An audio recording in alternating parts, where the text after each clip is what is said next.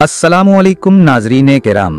एक दफ़ा का जिक्र है कि किसी कबीले का सरदार अपने घोड़े पर सवार तन्हा सहरा में जा रहा था। सफर के दौरान उसने देखा कि एक शख्स रेत में धंसा पड़ा हुआ है।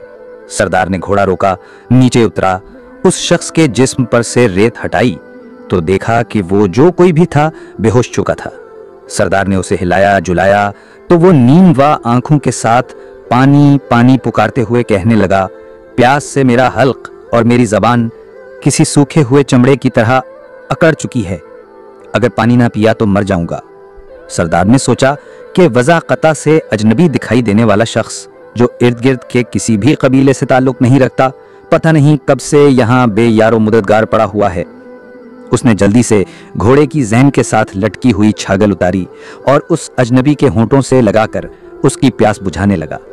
अजनबी ने खूब सेर होकर पानी पिया, सरदार का शुक्रिया अदा किया और कहने लगा, ए रहमदिल शख्स, मेरा घोड़ा शायद कहीं भाग गया है।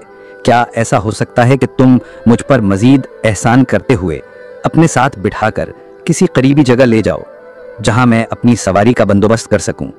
सरदार ने खुशदिली से कहा, हाँ क्यों नहीं। सरदार घोड़े पर सवार होकर उस अजनबी से कहने लगा, आ जाओ, मेरे पीछे बैठ जाओ। अजनबी बमुश्किल जमीन से उठा और उठकर 2-3 बार घोड़े पर सवार होने की कोशिश की, मगर हर बार नकाहत के बाइस गिर जाता रहा। वो सरदार से कहने लगा, उस संगदिल सहरा ने मेरे जिस्म की सारी ताकत नोच ली है। बराह करम क्या ऐसा हो सकता है कि आप उतरें और घोड़े पर सवार होने में मेरी मदद करें।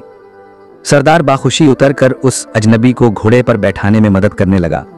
अजनबी जैसे ही घोड़े पर सवार हुआ, उसने एक जोरदार लात सरदार के पेट में रसीद की और घोड़े को एड़ लगाकर भगा ले गया। सरदार ने पीछे से आवाजें दी तो उस अजनबी शख्स ने रुककर कहा, शायद तुम खिजालत महसूस कर रहे हो कि एक अजनबी के हाथों धोखा कैसे खा गया। सुनो, मैं एक राहजन हूं और लुटेरे से रहम की भीख मांगना बेकार है, इसलिए चीखने चिल्लाने से कोई हासिल नहीं होगा। सरदार ने जवाब दिया कि मैं एक कबीले का सरदार हूं और भीख मांगना या रहम की दरख्वास्त करना एक सरदार की शान के खिलाफ होता है। मैं फकत ये कहना चाहता हूं कि बात मेरी शर्मिंदगी की नहीं है, बल्कि जब तुम किसी मंडी में इस घोड़े को फरोख्त करने जाओगे तो इस नायाब नस्ल के घोड़े के मुताल्लिक लोग जरूर पूछेंगे, तो उन्हें मेरा बताना कि फलां कबीले के फलां सरदार ने मुझे तोहफतन दिया था। किसी भी महफिल में सहरा में लाचार और बेयारो मददगार शख्स का रूप धार कर मदद हासिल करने के बहाने लूटने का किस्सा मत सुनाना, वरना लोग बेरहम सहराओं में मदद के तलबगार अजनबियों पर भरोसा करना छोड़ देंगे। तो मेरे अजीज अज़जान दोस्त, याद रखो, तुम्हारी बदअहदी, तुम्हारा धोखा सिर्फ तुम तक ही नहीं रहता, बल्कि आने वाली नस्लों को भी भुगतना पड़ता है।